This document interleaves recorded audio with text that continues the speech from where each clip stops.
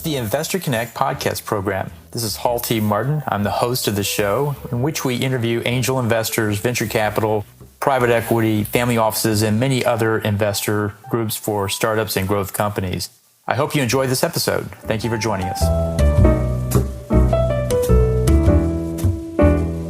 Well, hello, this is Hall Martin with Investor Connect. Today we're here with Atin Batra of 27 Ventures. Atin, thank you for joining us. Thank you so much for having me, Hall. All right. So what was your background before investing in early stage companies? What did you do before this? Well, I've always been an entrepreneur. I've been a lifelong entrepreneur, actually. I started my first enterprise when I was, 10, 11 perhaps. And after my education, I started working as a brand manager at a media company. But very soon, I was again visited by that entrepreneurial bug. So I went out and started my own company, which failed. Then I went back to a job. And then soon enough, I again went out and became an entrepreneur. In fact, this whole aspect of being an investor, I've been an investor for the last 4 years with first at a corporate accelerator and then most recently at another VC firm that was investing in hardware. And then earlier last year, so in 2019, I once again was bitten by that entrepreneurial bug and wanted to start my own firm and invest in sectors that were very close to my heart, including education, which is one of the cornerstones for the new firm. And that's how I came to be, once again, an entrepreneur, but also an investor in early stage companies. Well, great. So what excites you right now? Well, as entrepreneurs, you always have your swim lanes, and my swim lanes are three. So it's education, EdTech, and future of work. Those are the two sectors that I focus on at my new firm, 27 Ventures. And then I'm still a venture partner at my previous firm called Q Venture Partners. I love the team there, love the gentlemen who founded that company. And so I'm still involved with them, and they focus on hardware. Those are the three sectors that have always excited me and continue to do so today. But yeah, most of my time is taken up by EdTech and future of work. That's what I'm thinking about 90% of the day. Great. So for those investors out there, what's your advice for them about investing in the EdTech or future of work or hardware sector? Well, there's generic advice and there's specific advice. I think the generic advice is certainly look for companies where you can add value, right? Investing is so much more than just the money that you give to a startup. So certainly as an investor, you should be looking for businesses that resonate with you, founders that resonate with you, and that you like to be working with. So that's sort of generic advice. But specifically in this sector, I'd say that investors should certainly try and understand the lay of the land first. As an example, education. In education, there's this huge tussle between companies that are selling to businesses, which means schools, institutions, and then companies who sell directly to consumers. And both those types of companies, there's a huge difference between them in the way that they operate, in the way that their business model works, in the sales cycle, so on and so forth. And I think some investors will just have an inherent affinity to one of those models over the other, whether that's B2B or B2C. So certainly suggest investors who are interested in investing in EdTech to first understand the dynamics at play with respect to the business model and what they prefer to be investing in rather than just start jumping in. So on the other side of that table, the startups in those sectors, what do you advise them to do before they launch their startup? Oh, actually the same. Once again, I think a lot of entrepreneurs, they see a problem and they start working on that and building a company around it. But I think they underestimate the nuances of a business model. I've seen many founders, as an example, again, using the same example and the same analogy that I was giving earlier, in terms of the business model, whether it's a B2B or B2C business model, I've seen many entrepreneurs start with one and then move to the other because they realized that it was going to be easier for their problem to be solved using a B2C model or a B2B model. I think entrepreneurs by nature are optimists, but that also means that they somehow underestimate the market dynamics. And that's not a good look on an entrepreneur when you're actually sitting in front of an investor. So certainly advise founders to think about that a little bit more before they start building companies. So how is the industry evolving here? What are the changes you see coming up in these sectors, EdTech and future of work? I think that 2010s, aughts, as a lot of people have been writing on the end of the decade predictions and review of the end of the decade. I think one aspect that's been common across all of the decade reviews has been the fact that work has changed. People are no longer looking for a job that they're going to be in for 25 years. My father worked for a bank for 25 years. My mother worked for an insurance company for 27 years. The maximum that I've ever worked for a company is 2.5 years. And that's a huge difference, right? And that's happening across the world. People are no longer looking for careers. I think they're looking for jobs. They're looking for what excites them at that particular moment. And that's fine. I think that's a good thing that people are at least looking for something that fulfills them at any given point in time. And so this is one aspect of what is changing the world of work. I think the other aspect, of course, which I think gets overly displayed is the effect of automation on work, or the effect of on-demand services on what is now known as the gig economy. And certainly those are players in how the future of work is shaping up. But I think some of the fears are unfounded, but that's another podcast altogether, I'd say. Once again, the future of work is going to be so much different than it was in the last decade. Whether that's companies are going to be remote first, they're probably going to be more micro jobs.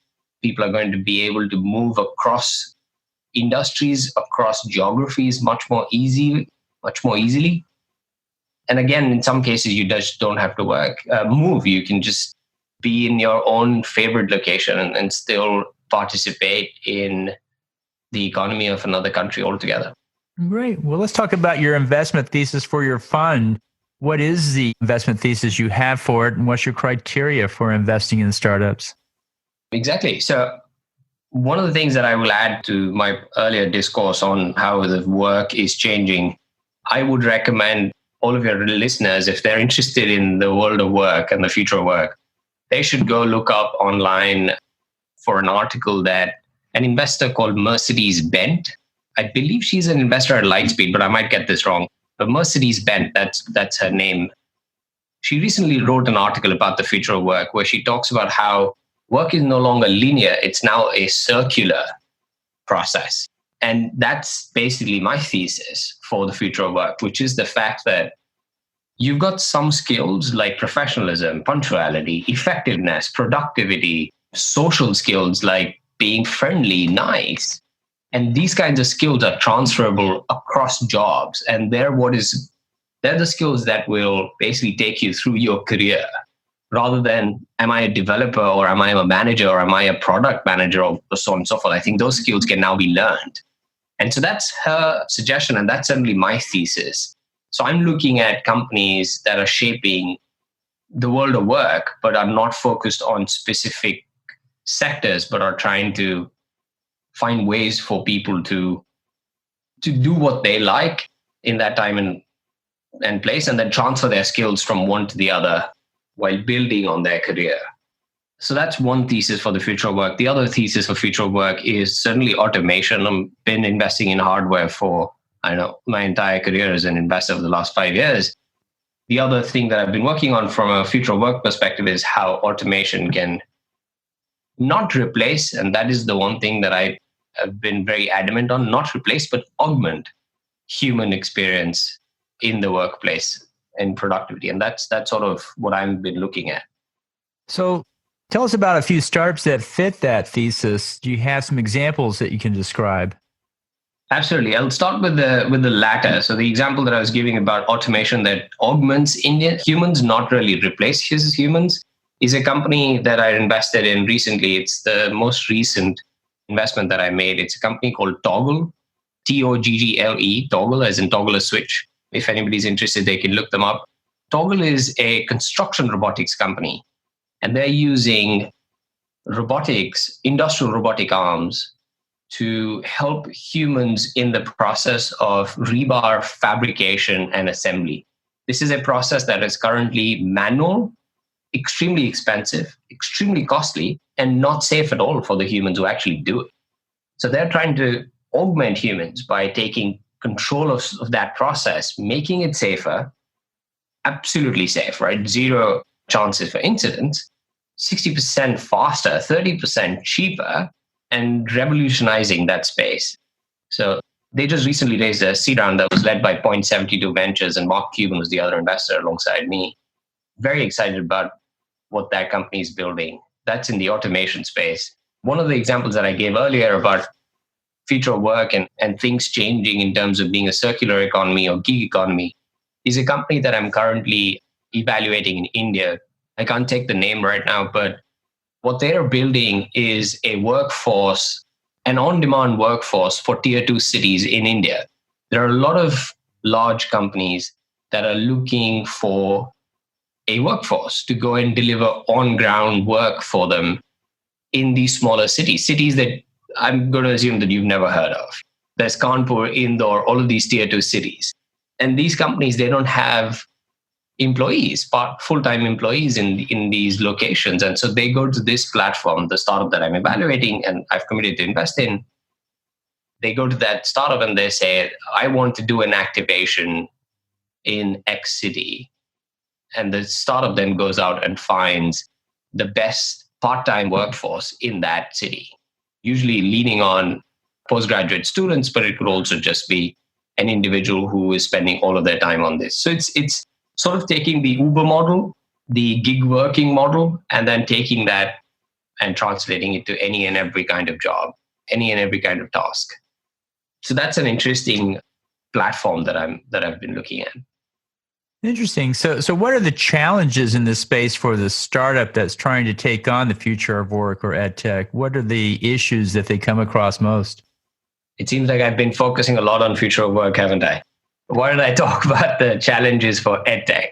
The biggest challenge for EdTech, I'd say at this point, is building a sustainable business for the long run. I think there is a reason that investors have been shy of investing in education. And the reason is that we haven't really seen as many exits, as many mergers and acquisitions or IPOs. Of course, that has changed in recent times. But I think the biggest concern that investors have with startups in the EdTech sector is they start to get stagnant after a while and haven't found ways to develop their business or to make their business big enough, right?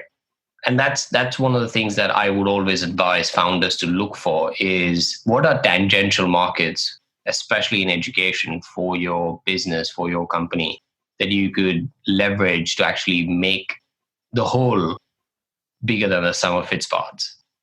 Well, that's great. So what are the different applications or sectors out there in EdTech or future of work that you think are good immediate opportunities for investors to pursue? Is there any particular area that's heating up? Oh, yeah, absolutely. For investors in EdTech, I think the one thing that I'm focusing on, and I'm sure they'd like to look at, is credentialing. I think that's the next big thing is, again, tied into a lot of the things that I said. But if people are trying to learn skills in a short time period, they need to be able to prove that they know, the skill that we're referring to. And so we need credentialing. It's sort of like taking the college degree, but then doing that for micro skills. So it's like let's say I get a degree for being a good networker. It's that sort of a thing. So I need to prove that I have that skill, and that credentialing is going to be a huge thing going forward, and certainly something that investors should take a look at. Great. Well, in the last few minutes that we have here, what else should we cover that we haven't? I think one of the pieces of advice that I've always given to founders is to try and understand the whys, the whats, and the hows of an investor before you let someone invest in your company. That's something that we haven't talked about. And I think that even though a lot of articles have been written about it or podcasts have mentioned it, I still don't see enough entrepreneurs doing this, which is they should understand the motivations of an investor, right? Because as an investor, someone who's interested in education because it's going to have an impact is going to be very different to work with as against someone who's investing in education because he or she thinks that that's the next business opportunity. And I think that's something that entrepreneurs should be cognizant of, is once again the motivations, and then also the structures. I mean, I've raised money from outside investors, and I'm going to have different timelines for my expected returns, or even different multiples for my expected returns, whereas someone who's investing their own money will have different expectations. And all of this is going to affect how we interact with the startup. And I don't think the entrepreneurs spend enough time understanding these things, and they should, because it's going to affect them in the long run. Yes, that's important. So how best for listeners to get back in touch with you? Well, I mean, the easiest is email. So my email is atin@27v.vc or 27.ventures, all words. But I'm very active on Twitter, so happy to chat with people over there. My handle is Batra, Atin, Batraatin. Well, great. We'll put those in the show notes. I want to thank you for joining us today and hope to have you back for a follow-up soon. Absolutely. Thank you so much for having me, all. It's been great. Investor Connect helps investors interested in startup funding. In this podcast series, experienced investors share their experience and advice. You can learn more at investorconnect.org.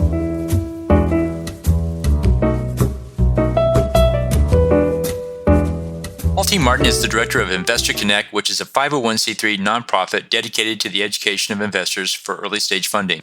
All opinions expressed by Hall and podcast guests are solely their own opinions and do not reflect the opinion of Investor Connect.